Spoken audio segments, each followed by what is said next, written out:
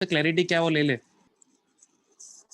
So public relations, society expects a sense of responsibility from managers. Business has to, हाँ yes sir, आ रही है आवाज। हाँ बोल, क्या बोल रहे? Okay, anyway, employees is necessary, sorry, business has to keep the government, distributors, suppliers, investors and other sections of the society well informed about its contribution to society. अभी हम लोग ने ना ये चीजों के बारे में पहले भी आप लोगों ने कॉमर्स के अंदर 11th-12th में सीखा है, समझा है कि किसी भी बिजनेस ने अपना एक सेंस ऑफ रिस्पॉन्सिबिलिटी संभालना है तो कौन संभालेगा? मैनेजर संभालेगा। ओके, उसके अलावा उसको अलग अलग लोगों के साथ डील करना है, अलग अलग लोगों से बात करना है कि क्या कंट्रीब्यूशन कर रहे सोसाइटी की तरफ। Okay, it can B production भी हो सकता है या वेलफेयर भी हो सकता है, जो भी है, पर उसका वेल इंफॉर्मेशन सही तरीके से उधर पहुंचना जरूरी है। Public relation help business to improve image in society and big enterprises employing professional experts for this purpose. तो पब्लिक रिलेशंस से फायदा क्या होगा हम लोग को ऑलरेडी पता है, हम लोग ने 11th-12th में पढ़ा है कि बिजनेस पॉपुलर होने चालू हो जाएगा, उसको रिस्पेक्ट मिलना चालू होगा, तो टेक्निकली उनके प्रोडक्ट्स का वैल्यू वगैरह बनेगा ऐसे। तो पब्लिक रिलेशंस बनाने के लिए भी हमारा लैंग्वेज वगैरह जो चीजें हैं वो सही तरीके से सेट होना चाहिए।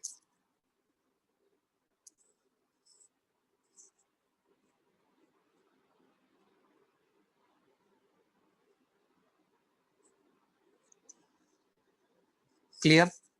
नेक्स्ट, पर्सनल एसेट, मतलब कम्युनिकेशन के पॉइंट ऑफ व्यू से हम लोग अभी भी यहाँ पे बात करने को ट्राई कर रहे हैं कि जितना हमारा कम्युनिकेशन अच्छा रहेगा, क्लियर रहेगा, और इनफैक्ट अच्छे से बात करेंगे इन व्हाट्सो एवर लैंग्वेज पॉसिबल।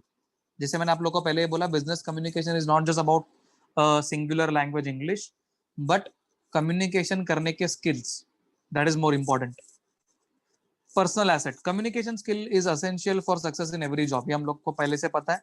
अगर ये कम्युनिकेशन स्किल्स हमारे ढंग के नहीं, हमारा जॉब, मतलब आप कितने पढ़े लिखे हो जाओ पर आप जॉब में आगे नहीं बढ़ पाओगे if you are not communicating well with the people who are associated to your job. Managers are required to deliver speeches, write documents, conduct interviews. Teachers, advocates, journalists, receptionists need high degree of communication skills. The availability of communicate effectively is equally essential for promotion in career. किसी भी type के career के अंदर आपको कुछ चीजें बात करनी पड़ती है या कन्वे करनी पड़ती है, लिखनी पड़ती है, बोलनी पड़ती है, वगैरह वगैरह।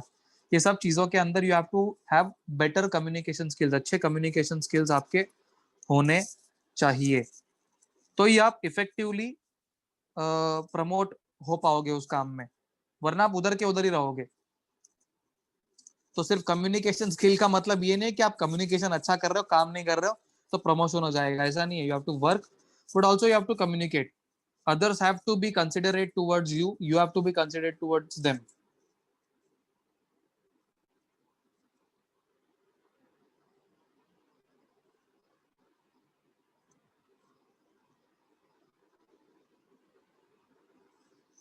Clear? Followed everyone? Next, communication process. अभी कम्युनिकेशन प्रोसेस चलता कैसे, ये उसके माइन्यूट डिटेल्स है, ऑलरेडी हम लोग को पता है, but still will get into the details of it. The communication process consist of a series of steps by which a sender reaches a receiver with the message. It involves 6 steps. तो communication में हम लोग जानते हैं कि sender और receiver के बीच का कम्युनिकेशन होता है, सेंडर सेंड करता है, रिसीवर रिसीव करता है, पर उसके स्टेप्स होते हैं। तो ये 6 स्टेप्स है जो हम लोग डिस्कस कर रहे हैं यहाँ पे। First, develop an idea.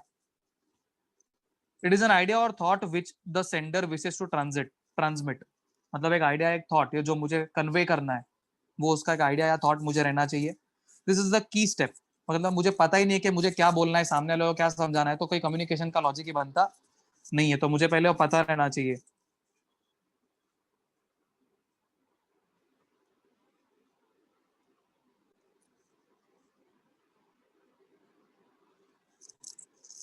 Unless there is a worthwhile message to communicate, all further steps are rendered useless.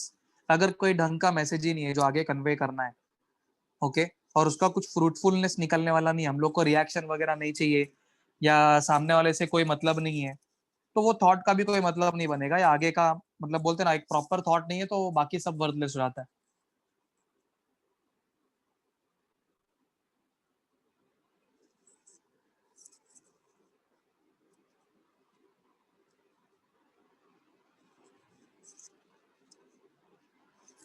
Encode. In this, important one है. In this, the idea is encoded with suitable words, charts, symbols for transmission. At the point, sender determines the method of transmission. मतलब मैं जो भी information share कर रहा हूँ, that information can either be words which I choose to speak, or it can be charts which I try to show, और symbols, या जो भी कम्युनिकेशन के मेथड्स है जो हम लोग ने प्रीवियस लेक्चर्स में देखे, अलग अलग मेथड्स ऑफ कम्युनिकेशन.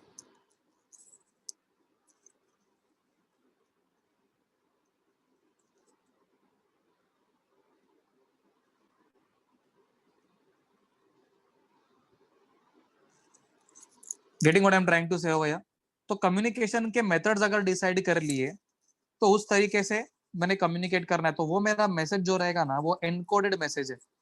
एनकोडेड यानी फिलहाल मुझे समझ में आ रहा है, सामने वाले को अभी भी समझा नहीं है, ये मैं ट्रांसमिट करूंगा. ट्रांसमिट कैसे करना है वो मेरा डिसीजन रहेगा, जो भी इंफॉर्मेशन को मुझे सामने वाले को समझाना है. अभी इंफॉर्मेशन कोई अलग अलग स्टैटिस्टिक्स भी हो सकते हैं जिसके लिए ग्राफ की जरूरत पड़ सकती है. इंफॉर्मेशन सिर्फ कोई मैसेज हो सकता है जिसके लिए मुझे वर्बल तरीके से बोल दूंगा तो भी समझ में आ जाएगा, या कोई इशारे हो सकते हैं. ओके, सो इंफॉर्मेशन अलग अलग तरीके से हम लोग ट्रांसमिट करेंगे. तो जो मुझे इंफॉर्मेशन पता है अभी भी सामने वाले के पास पहुंचा नहीं है, उसको समझा नहीं है, it is still with me, I have decided ये इंफॉर्मेशन मैं कैसे पहुंचाऊंगा, that is encoded message. Followed everyone? चलो let's move ahead. So I hope encode is clear. Important part था ये, ट्रांसमिट. अच्छा, ये सब चीजों के ऊपर न्यूमर ये एमसीक्यूज बनेंगे, ये सब चीज पे एमसीक्यू बनेगा. इसमें से कौन सा पार्ट कौन सा है तो अच्छे से समझ के लेना जरूरी है यहाँ पे. ट्रांसमिट, हाँ भाई पी लूंगा पानी. The finally developed message is transmitted by the method chosen. अभी मैसेज मैंने डेवलप कर दिया है, ट्रांसमिट करना है मुझे, फॉरवर्ड करना है, तो अलग अलग चैनल्स के थ्रू वो फॉरवर्ड हो सकता है, सही टाइमिंग के हिसाब से, सही तरीकों से. तो जिसमें मेरे को वो ट्रांसमिट करने का टाइम अड़चन नहीं होना चाहिए, बैरियर्स नहीं आने चाहिए. बैरियर्स आने अड़चन, तकलीफ, वो नहीं होना चाहिए. I should transmit it properly in the right sense, in the right way.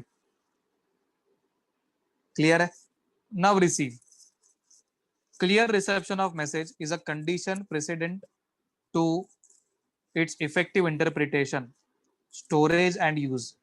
It is in an impersonal mode. It will involve attentive listening to. Important point है.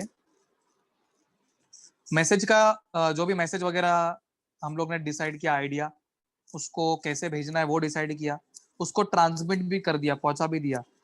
अब रिसीव करना वो पर्सन का काम है जो रिसीव करेगा उसको, जो समझेगा. मतलब समझेगा वो तो बात का बात है, पहले रिसीव करेगा. ओके, और रिसीव कैसे करना चाहिए, जैसा इंटरप्रेट किया है बोलने वाले ने, जैसे भेजा है ना वैसे के वैसा ही रिसीव होना चाहिए. लॉजिक समझा? अभी जैसे मैंने चार्ट भेजा तो सामने वाले को चार्ट ही पहुंचना चाहिए. मैंने शब्दों में भेजा तो शब्दों में ही पहुंचना चाहिए. जैसे व्हाट्सएप का टाइप किया तो टाइप भी पहुंचेगा, लेकिन उसका मतलब अलग अलग निकाला जा सकता है, वो सेकेंडरी चीज है. डिकोड कैसे किया जा रहा है वो सेकेंडरी चीज है. रिसीविंग समझ में आया, जैसा होना चाहिए वैसे का वैसे ही रिसीव होना चाहिए, और रिसीवर ने वो अटेंशन देना है उस मैसेज को. अगर रिसीवर अटेंशन नहीं दे रहा है तो आगे का प्रोसेस का अगेन एवरीथिंग गेट्स वेस्टेड. समझ में आया? किसी को व्हाट्सएप किया, उसने इग्नोर कर दिया, पूरा प्रोसेस कचरा हो गया. That should not happen. समझा? वो मैसेज देखेगा, रिसीव कर लिया, उसको समझेगा और आपको फीडबैक देगा तो समझ में आएगा कि चलो उसको समझा करके. क्या समझा वो भी फीडबैक से मालूम पड़ जाएगा, रिएक्शन में. चलो डिकोड पे आते हैं. Step 5 to decode the message so that it can be understood. अभी डिकोड कौन करेगा? जिसने रिसीव किया है, वो मैसेज को उसको समझना है. ओके, तो उसके अंदर क्या फैक्टर्स है, क्या चीज है, वो सब देखेगा, एनालाइज करेगा. ओके, तब समझेगा. The sender wants the receiver to understand the message exactly as intended.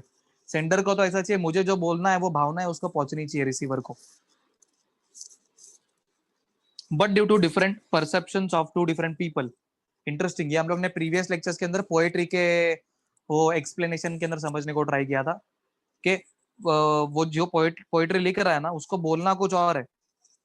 Okay, लेकिन सामने वाला समझा कुछ और. अलग अलग युग में अलग अलग लोग अलग अलग तरीके से उसको समझने को ट्राई करेंगे. तो हर एक का पर्सपेक्टिव अलग अलग है चीजें समझने का. Okay. The receiver sometimes does not understand exactly what the sender intends. तो कभी कभी ऐसा भी होता है कि रिसीवर को समझ भी नहीं आता कि भाई एग्जैक्टली क्या बोलने को ट्राई कर रहा है. Hence, the sender must before land assess the abilities of the receiver. Important one. Pay attention very carefully. तो इसलिए सेंडर ने पहले समझ के लेना चाहिए कि रिसीव जो करने वाला है, जैसे अभी मैं एग्जांपल देता हूं कि आप लोग मेरे रिसीवर है और मैं सेंडर हूं. मैं जो भी आपको पढ़ा रहा हूं ना, मुझे जानकारी होना चाहिए आप लोग के बारे में कि आप कितने समझदार हो. अगर आप समझदार नहीं हो तो मैं आपको कितना भी समझा दूं, आपको समझ में आने वाला नहीं है. तो मुझे आपके बारे में जानकारी होना चाहिए कि इसको कितना बेसिक समझ में आता है, ताकि मैं बोलूं तो इसको समझे. वरना कोई कम्युनिकेशन कंप्लीट नहीं होगा. मैं सिखाते जाऊंगा आपको, लेकिन समझेगा नहीं. क्यों? क्योंकि आप समझदार नहीं हो, मुझे मालूम नहीं था. तो मुझे मालूम होना चाहिए कि आप कितना समझोगे कितना नहीं. तो मुझे उस तरीके से बताना पड़ेगा आपको, वो प्रोसेस, वो मेथड यूज करना पड़ेगा. अंडरस्टूड. इसलिए आप लोग अगर ऑब्जर्व किए रहेंगे, जो लोग भी स्टार्टिंग से मैं हर एक को पूछता हूँ, आप लोग बार बार ये सोचते रहेंगे सर ऐसा क्यों पूछते, कौन से बोर्ड में है, मराठी मीडियम से कि इंग्लिश मीडियम से कि कौन से मीडियम से. ये मैं क्यों पूछने को ट्राई करता हूँ, ताकि मैं जो पढ़ाने को ट्राई कर रहा हूँ, जो भी मैं लैंग्वेज यूज करने वाला हूँ, सामने वाले को समझने के लिए वो काफी है या नहीं, या सामने वाले का बेसिक्स कितना क्लियर है. When I am reading English, when I am about about to talk in English और हिंदी और व्हाट्सएवर, तो सामने वाला वो रिसीव करने का कितना ताकत रखता है, वो मेरा समझना जरूरी है. तो ही मैं उसको सही तरीके से इंफॉर्मेशन पहुंचा पाऊंगा, वरना कोई मतलब बनता नहीं है. समझा? ये तो हमारी बात हो गई. टीचर का भी कम्युनिकेशन इंपॉर्टेंट होता है. वैसे ही आप कॉर्पोरेट में जाओगे, जॉब्स करने के लिए जाओगे, तो आपको कुछ लोगों को आप जानते हो आपके कंपनी के, लेकिन आप बाहर जब किसी को भेज रहे हो चीजें, लेटर भेजते हो दूसरे किसी कंपनी का, कौन बंदा पड़ेगा पता नहीं है हमको, उसको हम जानते नहीं है, वो रिस्पॉन्ड कैसे करेगा. तो उसके लिए एक रिसीवर के बारे में थोड़ा जानकारी स्लाइटली होना जरूरी है. या तो इन जनरल कम्युनिकेशन करना जो सार्वजनिक तरीके से होता है. ठीक है, क्लियर एवरीवन? डिकोडिंग का लॉजिक समझा. डिकोड तभी कर पाएगा वो बंदा जब भी उसको मैसेज समझेगा. तो सेंडर ने उसको उस तरह मैसेज भेजना है कि डिकोड कर पाए, समझ पाए. Now feedback. चलो मैसेज डिकोड कर लिया, समझ में आ गया, लेकिन अभी जैसे मैं आपको पढ़ा रहा हूं, आपने मुझे रिस्पॉन्ड ही नहीं किया, तो मुझे तो मालूम ही नहीं पड़ेगा इसको समझा कि नहीं समझा.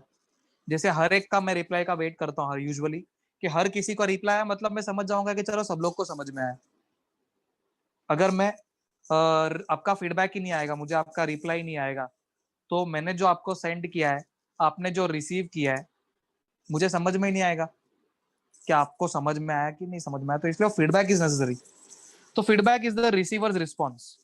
आप लोग रिसीवर है, आप लोग अंडरस्टूड बोलोगे, रिपीट बोलोगे या अंगूठा दिखाओगे, थम्स अप जो भी है, तो मुझे समझ में आएगा कि आप लोग को समझ में आया.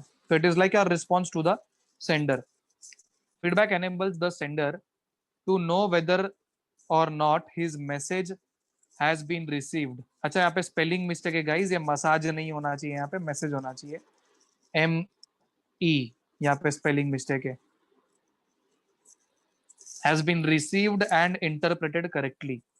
तो अगर आपका रिप्लाई मुझे आता है ना कि अंडरस्टूड, यानी आपने मेरा जो भी बोला हुआ चीज है उसको सही तरीके से इंटरप्रेट किया.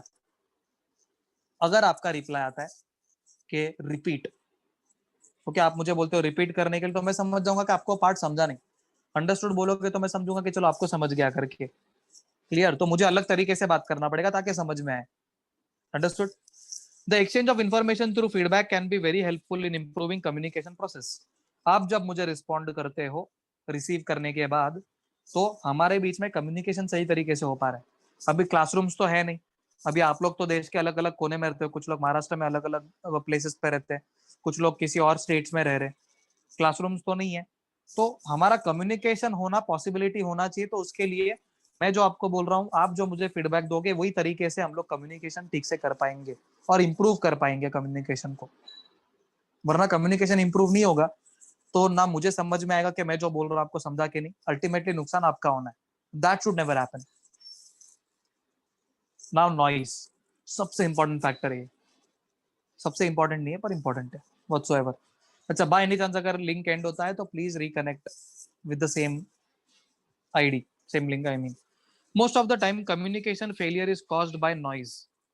कम्युनिकेशन फेलियर अलग अलग फैक्टर्स की वजह से होता है, जैसे कि नॉइज।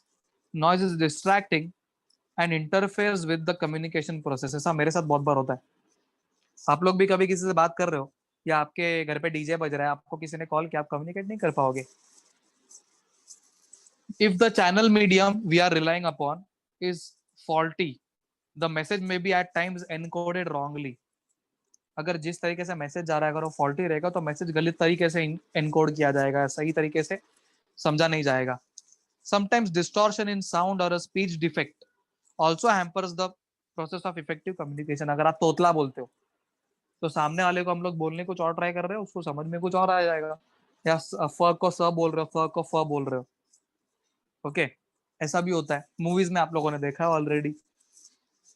तो दैट इज हाउ वो एक डिफेक्ट की वजह से, या वॉइस कॉल के अंदर भी अगर साउंड का डिस्टॉर्शन है, कट होके आ रहा है, या इंटरनेट का थ्रू अगर आप लोग सीख रहे हो, इंटरनेट कॉल कर रहे हो, अटकता है, उससे भी कम्युनिकेशन इफेक्टिव नहीं होगा। Besides noise, sometimes senders attitudes, मतलब मेरा बोलने का तरीका, पर्सनल प्रिजुडिस, यानी हमारे बीच का जिस तरह बोलते हैं ना कम्युनिकेशन पहले का खराब रहा है, तो हमारे वो अजीब रिलेशन जो ढंग के नहीं है बात करते वक्त, सर्टन अजम्पशंस, सामने वाला पूरा सुने भी नहीं अज्यूम करने को चालू करता है इसको ये बोलना है। जैसे अभी usually this happens in the girls case, boys बोलने को बेचारे कुछ ट्राई करते हैं, इनको तुरंत अपना हिसाब किताब लगा के मोकला हो जाना है, हाँ इसने ऐसा ही बोला मेरे को। Even girls to girls communication में भी ऐसा होता है। I am just giving an example, don't take it very personally, I am not against any of the girls guys or whatsoever, don't take that personally, forget the example, भूल जाओ जो मैंने बोला, faulty communication. So anyway let's go ahead with the या frame of mind. आपका thought of line अगर अलग चलता है, ओके, तो फिर यूज ऑफ रॉन्ग टोन, सही तरीके से टोन यूज ना करना, ये सारी चीजें भी कम्युनिकेशन प्रोसेस में अड़चन बन सकती है। Similarly on the other hand the receivers background, receiver का बैकग्राउंड भी फर्क पड़ता है। Let's go.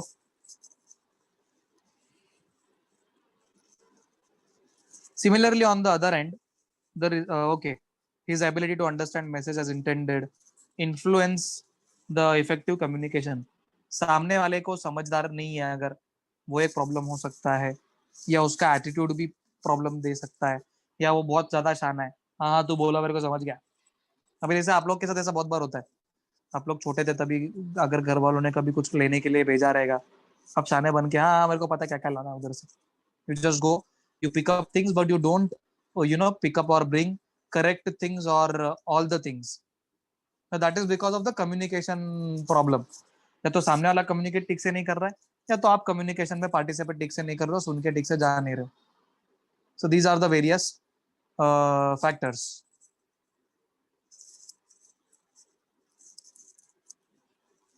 apart from this factor, speech defects, distracting body language, illegible handwriting, hand wiring नहीं होना चाहिए, अच्छा hard wiring, okay, etcetera being about the failure of communication. Okay, body language सही ना होना, स्पीच के अंदर ठीक से बात ना करना, eligible hard wiring is like, मुझे लगता है कम्युनिकेशन जो मोबाइल फोन से गलत हैंड राइटिंग वगैरह होना, तो ये भी कम्युनिकेशन के फेलियर का एक